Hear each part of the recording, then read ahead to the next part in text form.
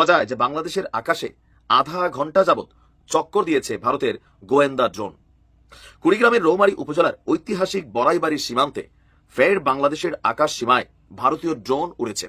দেশব্যাপী যে উত্তেজনা তৈরি হয়েছিল তাকে কেটেছে? উত্তর হলো না, কাটেনি। আসিফকে বিএনপির সঙ্গে বৈঠকে হাজির রেখে ইউনূস বুঝিয়ে দিয়েছেন যে বিএনপিকে তিনি গোনায় ধরেন। তার মানে বিএনপি ও ইউনূস সরকারের মধ্যে ডিসেম্বর নাকি জুন এই নিয়ে উত্তেজনার নিরসন হয়নি। ডক্টর ইউনূস জাপান থেকে ফেরার পর তাকে নিশ্চয়ই বিএনপি নেতা তারেক রহমানের ডিসেম্বরের নির্বাচন দেওয়ার দাবি বিষয়ে কিছু না কিছু বলতে হবে।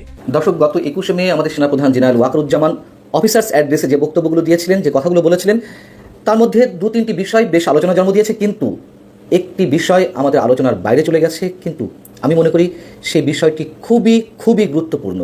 মানবিক করিডোরের বদলে বাংলাদেশ মিয়ানমার সীমান্ত নিয়ে নতুন সিদ্ধান্ত নিতে যাচ্ছে বাংলাদেশ সেনাবাহিনী। সেটি হলো বাংলাদেশ মিয়ানমার সীমান্ত অঞ্চলের টেকনাফ ও বান্দরবান জেলার বিশাল এলাকাকে মিলিটারি অপারেশন জোন বা সামরিক অভিযান এলাকা ঘোষণা করা হবে। এর অর্থ হলো এখন সীমান্তে প্রহরার দায়িত্বে আছে বর্ডার গার্ড বাংলাদেশ বা বিজিবি। সামরিক অভিযান এলাকা ঘোষণা করা হলে সেখানে বিজিবি থাকবে না, পুরো এলাকার দায়িত্ব নেবে সেনাবাহিনী। রাখাইন করিডোর নিয়ে বাংলাদেশের অভ্যন্তরে রাজনৈতিক দলগুলোর আপত্তি আছে। আঞ্চলিক প্রক্সি যুদ্ধে জড়িয়ে পড়ার আশঙ্কায় সেনা সদরের চরম বিরোধিতা আছে এই করিডোর নিয়ে। নানান জল্পনা কল্পনার অবসান ঘটিয়ে জামায়াত ইসলামী নির্বাচন এবং বাংলাদেশের রাজনীতি নিয়ে, ভারতের প্রজেক্টের পক্ষে এবং বিপক্ষে অবস্থান নিয়ে, প্রফেসর ইউনূসের পক্ষে এবং বিপক্ষে অবস্থান নিয়ে। আসসালামু আলাইকুম এভরিওয়ান, কি অবস্থা সবার? আশা করছি সবাই ভালো এবং সুস্থ আছেন।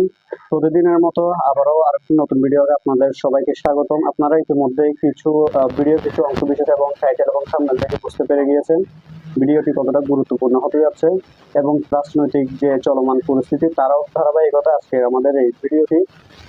আপনারা ইতিমধ্যে ভিডিওটি কিছু অংশ বিশেষ এবং টাইটেল থাম্বনেল থেকে বুঝতে পেরে গিয়েছেন ভিডিওটা কতটা গুরুত্বপূর্ণ, এবং পরবর্তী সম্পূর্ণ ভিডিওটা দেখলে আপনারা বুঝতে পারবেন কতটা গুরুত্বপূর্ণ এবং তথ্যবহুল। সম্পূর্ণ ভিডিওটি শুরু করার পূর্বে আমি আপনাদেরকে জানিয়ে রাখতে চাই যে যারা আমাদের এই চ্যানেলটিতে নতুন অবশ্যই সাবস্ক্রাইব করে পাশে থাকবেন, এবং যারা ইতিমধ্যে সাবস্ক্রাইব করে ফেলেছেন আপনাদেরকে অসংখ্য ধন্যবাদ। তবে চলুন আমরা মূল ভিডিওটি শুরু করি।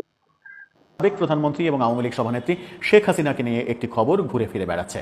শোনা যাচ্ছে শেখ হাসিনা ভারতে দিল্লি থেকে অবস্থান চেঞ্জ করে অন্য একটি জায়গায় আওয়ামী লীগের শীর্ষস্থানীয় নেতাদের সঙ্গে, যারা কিনা ভারতে পালিয়ে রয়েছেন, তাদের সঙ্গে শেখ হাসিনা মিটিং করেছেন। খবরটা কতটুকু সত্য, নাকি এটা গুজব গুঞ্জন, নাকি এটা এক ধরনের প্রচার করার কৌশল আওয়ামী লীগের কর্মীদের চাঙ্গা করার জন্য, সেই আলোচনা করার চেষ্টা করবো এই ভিডিওতে। থাকবেন পলিটিক্স টিভির নিয়মিত আয়োজনে। বলছিলাম, আওয়ামী লীগ সভানেত্রী শেখ হাসিনা ভারতে উড়িষ্যায় আওয়ামী লীগের অন্যান্য নেতাকর্মীদের সঙ্গে মিটিং করেছেন, এরকম খবর ছড়িয়ে পড়েছে। এরকম খবরকে কেন্দ্র করে একটি ভিডিও ছড়িয়ে পড়েছিল, কিন্তু পরে দেখা গেছে যে ভিডিওটি আসলে সত্য ভিডিও না, সেটা শেখ হাসিনার ভিডিও না, সেটা পাকিস্তানের একটা ভিডিও। রিউমার স্ক্যানার সেটাই জানিয়েছে যে ভিডিওটা মিথ্যা। কিন্তু ভারতীয় গণমাধ্যম সহ ভারত থেকে নানাভাবে বলার চেষ্টা করা হচ্ছে যে শেখ হাসিনা আওয়ামী লীগের শীর্ষ নেতাদের সঙ্গে বৈঠক করেছেন। এই শীর্ষ নেতাদের মধ্যে কারা রয়েছে? আওয়ামী লীগের সাধারণ সম্পাদক ওবায়দুল কাদের, প্রথমবারের মতো তিনি প্রকাশ্যে আসছেন বলে জানা গেছে। তারপরে স্বরাষ্ট্রমন্ত্রী আসাদুজ্জামান খান কামাল, সাবেক স্বরাষ্ট্রমন্ত্রী শেখ তন্ময়, বাহার উদ্দিন, জাহাঙ্গীর কবির নানক, শেখ সেলিম সহ আওয়ামী লীগের কয়েকজন রাজনৈতিক নেতার সঙ্গে গুরুত্বপূর্ণ আলোচনায় অংশগ্রহণ করার জন্য ভারত সরকারের সর্বোচ্চ নিরাপত্তায় দিল্লি থেকে তিনি উড়িষ্যায় গিয়েছেন। শেখ হাসিনা উড়িষ্যায় গিয়েছেন এবং সেখানে এই নেতাদের সঙ্গে বৈঠক হয়েছে, এমন খবর ছড়ানো হচ্ছে। কিন্তু দিল্লি থেকে উড়িষ্যায় যাওয়ার যে ভিডিওটা প্রকাশ করা হয়েছে, সেই ভিডিওটা আসলে ফেক ভিডিও, সেটা স্পষ্ট রিউমার স্ক্যানার জানিয়ে দিয়েছে সেই ভিডিওটা ফেক। কিন্তু সাবেক প্রধানমন্ত্রী শেখ হাসিনার এই মিটিংয়ের যে খবর, সেই খবরটাও কি ফেক? ভারতের বিভিন্ন সূত্র বিভিন্নভাবে বিভিন্ন সোর্সের বরাত দিয়ে বলার চেষ্টা করছে যে শেখ হাসিনা আওয়ামী লীগের নেতাদের সঙ্গে একটি বৈঠক করেছেন। বৈঠকটি কোথায় হয়েছে সেটা খুব একটা স্পষ্ট বার্তা দেয়া যাচ্ছে না, তারা দিতে পারছে না। কেউ বলছেন উড়িষ্যায় হয়েছে, কেউ বলছেন কলকাতায় হয়েছে, কেউ আবার বলছেন দিল্লির কোনো একটা জায়গাতেই হয়েছে। আওয়ামী লীগের এই নেতারা সেখানে গিয়েছিলেন, শেখ হাসিনা দিল্লিতে যেহেতু রয়েছেন, পাশাপাশি কোনো একটা জায়গায়, নিরাপদ জায়গায় এই মিটিংটা হয়েছে। যদি এই মিটিংটা হয়ে থাকে তাহলে কি আলোচনা হলো তাদের মধ্যে? আওয়ামী লীগের পরবর্তী কার্যক্রম নিয়েই কি তারা আলোচনা করলেন? শেখ হাসিনা কি দিক নির্দেশনা দিলেন? আর যখন আওয়ামী লীগের সাধারণ সম্পাদক ওবায়দুল কাদেরকে নিয়ে নানা রকমের বিতর্ক তৈরি হচ্ছে, বিশেষ করে 10 মাস পালিয়ে থাকা, কোনো ধরনের সারা শব্দ নেই, হঠাৎ করে উকি মেরে একটা বার্তা দেয়া, যখন কিনা প্রফেসর ইউনূসের পদত্যাগের গুঞ্জন শোনা যাচ্ছিল, ঠিক সেই সময় তার উকি মারাটা খুব একটা ভালোভাবে নেয়নি আওয়ামী লীগের নেতারা। কিন্তু এই যে মিটিংয়ের খবর বলা হচ্ছে, সেই মিটিংয়ে ওবায়দুল কাদেরও অংশগ্রহণ করেছেন, এমন কথাও বলা হচ্ছে। সাম্প্রতিক সময়ে আমরা দেখেছি যে আওয়ামী লীগ নানা ধরনের ষড়যন্ত্র করছে এরকম খবর গণমাধ্যমে প্রকাশিত হচ্ছে এবং আওয়ামী লীগ শীর্ষ সন্ত্রাসীদের কাজে লাগিয়ে বিভিন্ন ধরনের কর্মকাণ্ড করছে এরকম খবর গণমাধ্যমে আমরা দেখছি। সেনাবাহিনী যে শীর্ষ সন্ত্রাসী সুব্রত বায়েনকে গ্রেপ্তার করেছে, সেই সুব্রত বায়েনের সঙ্গে আওয়ামী লীগের সাবেক স্বরাষ্ট্রমন্ত্রী আসাদুজ্জামান খান কামালের ঘনিষ্ঠ সম্পর্ক রয়েছে, এরকম কথা বলার চেষ্টা করা হচ্ছে, এরকম কথা বলা হচ্ছে গণমাধ্যমে এবং সেই বলাটা গোয়েন্দা সূত্র উদ্ধৃত করেই বলা হচ্ছে। ঠিক সেই সময় আওয়ামী লীগের যিনি সভানেত্রী শেখ হাসিনা, তার নেতৃত্বে একটি মিটিং, আওয়ামী লীগের মিটিং, এই খবরটি যদি সত্যি হয় তাহলে সেটা হয়তো আওয়ামী লীগের নেতাকর্মীরা উজ্জীবিত হবে, অনুপ্রাণিত হবে, সেই কারণেই হয়তো খবরটিকে ফলাও করে প্রচার করার চেষ্টা করছেন আওয়ামী লীগের নেতাকর্মীরা।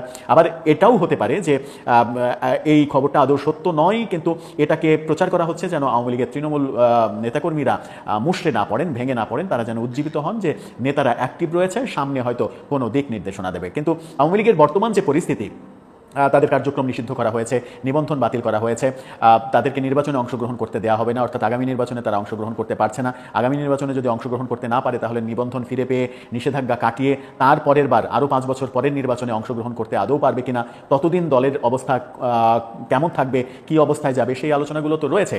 কিন্তু আবার অনেকে এটাও বলছেন যে 75-এ বঙ্গবন্ধু হত্যাকাণ্ডের পরে আওয়ামী লীগ দীর্ঘ 21 বছর পরে 96 সালে যখন ক্ষমতায় আসে, তারা কিন্তু 21 বছর অপেক্ষা করেছে এবং 21 বছর তারা দলকে টিকিয়ে রেখেছিল। 75-এর মতোই আরেকটা ক্রান্তিকাল এসেছে 2024-এ এসে।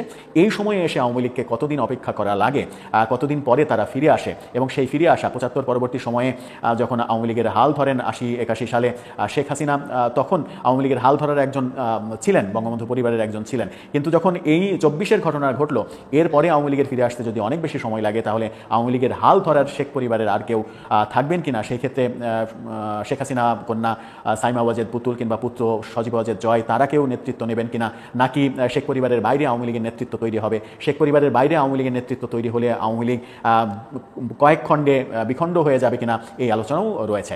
যাই হোক, এই যে মিটিং নিয়ে আলোচনা হচ্ছে, এই মিটিং নিয়ে নানা রকমের খবর প্রচারিত হচ্ছে সামাজিক যোগাযোগ মাধ্যমে, অনেকে লেখালেখি করছেন, এটাকে কেউ গুজব বলছেন, গুঞ্জন বলছেন, ভারতীয় মিডিয়া যখন বলছে তখন সেটাকে সবাই গুজব বলেই উড়িয়ে দিচ্ছেন। কিন্তু এটার একটা গুরুত্ব আছে আমার মনে হয় যে আওয়ামী লীগের নেতাকর্মীদের কাছে, তারা হয়তো এটার মাঝে একটা গুরুত্ব খুঁজে পাচ্ছে যে এই ধরনের মিটিং যদি হয়ে থাকে তাহলে সেখান থেকে নিশ্চিত করেই তৃণমূলের নেতাকর্মীদের জন্য একটা দিক নির্দেশনা আসবে যে আগামীতে, এই কঠিন সময় আগামীতে তাদেরকে কিভাবে পথ চলতে হবে। দর্শক, আপনার কি মনে হয়, আওয়ামী লীগ কি তার নেতাকর্মীদের জন্য সত্যিই কোনো শুভ দিক নির্দেশনা তৈরি করতে পারবে যে শুদ্ধ হয়ে, শুদ্ধ অবস্থায় ভুলভ্রান্তিগুলো, দোষ ত্রুটিগুলোকে পাশ কাটিয়ে সেগুলোর জন্য এক ধরনের সরি বলে সামনে এগোনোর পথে এগোবে, নাকি আওয়ামী লীগের সাধারণ সম্পাদক যেভাবে বলেছেন যে তারা কোনো ভুল করেননি, তারা একই অবস্থায় রয়েছেন, যদিও সাধারণ সম্পাদকের কথা নানা ধরনের বিতর্কের তৈরি করেছে, জন্ম দিয়েছে আওয়ামী লীগের নেতৃবৃন্দের মাঝখানে, তারপরেও তার কথাটাই কি ঠিক যে আওয়ামী লীগ আসলে কোনো ভুল করেনি? এই ঘটনাটা আপনি হালকা নেওয়ার কিছু নেই। একদিকে চিকেন স্নেকে রাফালের মতন অত্যাধুনিক প্রযুক্তির যুদ্ধ বিমান S-400 রাশার তৈরি আকাশ প্রতিরক্ষা সিস্টেম এখানে ডিপ্লয়েড করা হয়েছে। অপরদিকে আজকের দিনেই স্বাধীন সার্বভৌম একটা দেশের আকাশ সীমানা লঙ্ঘন করে ভারত যে জিনিসটা পাঠিয়েছে, আধা ঘন্টা বাংলাদেশের আকাশে ঘুরে বেড়াইলেও আমাদের প্রতিরক্ষা সিস্টেম আসলে কোথায়?